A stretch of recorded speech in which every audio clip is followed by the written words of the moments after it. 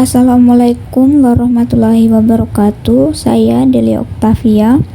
Di sini saya akan menjelaskan tentang tugas mata kuliah pengambilan keputusan yang diberikan oleh Ibu Vita Fitisia SE SPD MM. Adapun di sini saya akan menjelaskan makalah yang telah saya buat, yaitu tentang Toyota Agya. Tapi sebelum kita membahas lebih lanjut, di sini kita perlu ketahui dulu tentang perusahaan yang membuat mobil Toyota Agya, yaitu Toyota Motor Corporation. Toyota Motor Corporation berdiri pada September 1933, didirikan oleh Sakichi Toyoda. Toyota adalah produsen mobil terbesar di dunia dalam penjualan unit dan penjualan bersih. Pabrikan terbesar di Jepang memproduksi 8 hingga 8,5 juta unit mobil di seluruh dunia setiap tahun. Dibandingkan dengan industri otomotif lain yang menggunakan nama pendirinya sebagai merek dagang, seperti Honda yang didirikan oleh Soichiro Honda, Daimler-Benz yang didirikan oleh Gottlieb Daimler dan Karl Benz, atau Ford yang didirikan oleh Henry Ford, nama Toyota tidak digunakan sebagai merek karena dilandasi oleh pemikiran dan visi yang sederhana saat itu. Penyebutan Toyota kurang sedap didengar dan kurang dikenal, sehingga digolongkan sebagai Toyota. Sakichi Toyoda lahir pada bulan Februari 1867 di Shizuoka, Jepang.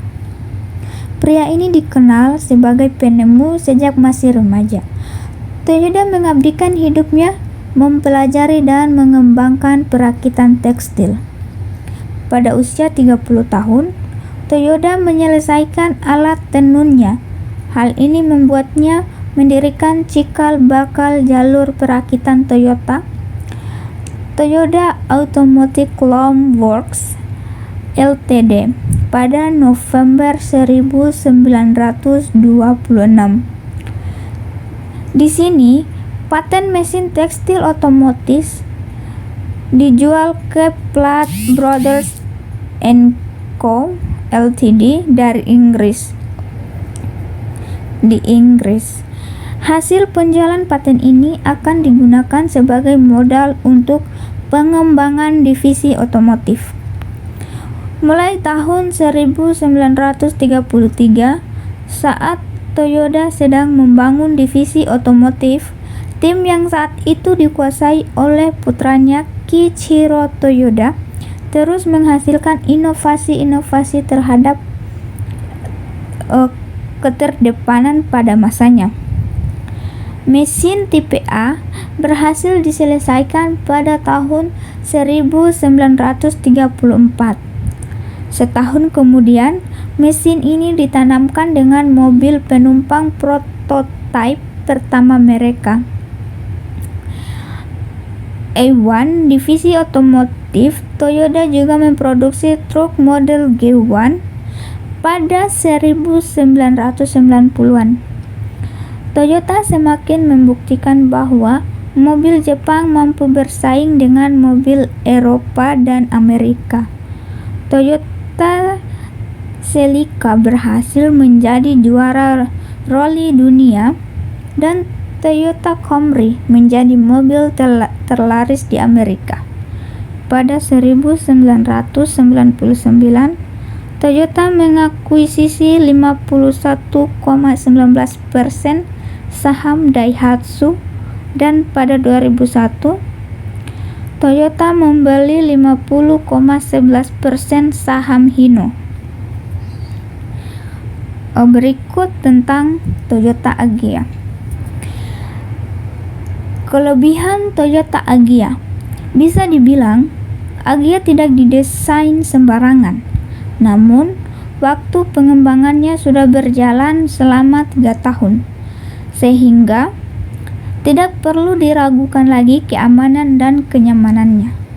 Agya dengan regulasi yang mengikat, jadi ini menjadikan kedua mobil ini murah dan ramah lingkungan.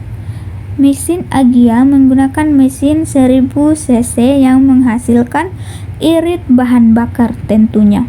Dan untuk jarak 30 km, Agya hanya membutuhkan 1 liter bensin.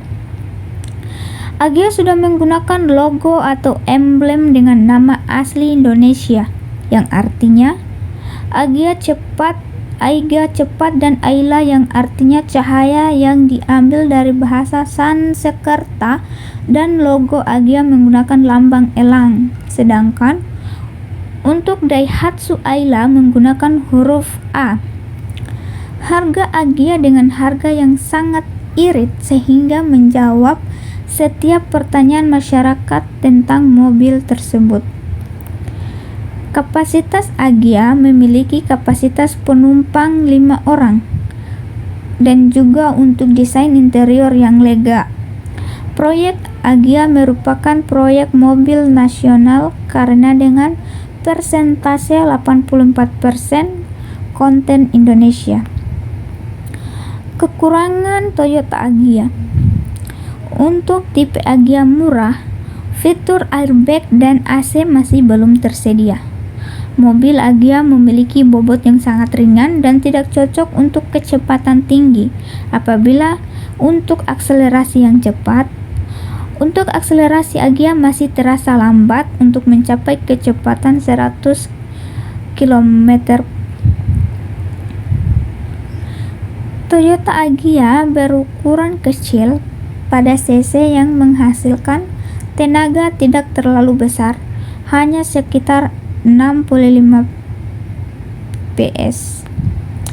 Jadi kesimpulannya adalah bahwa dari sekian banyaknya kelebihan dari Toyota Agya, terdapat juga beberapa kekurangan yang memang harus kita perhatikan sebelum kita membeli mobil Toyota Agya, agar nanti pada saat mengetahui kekurangannya kita nggak kaget.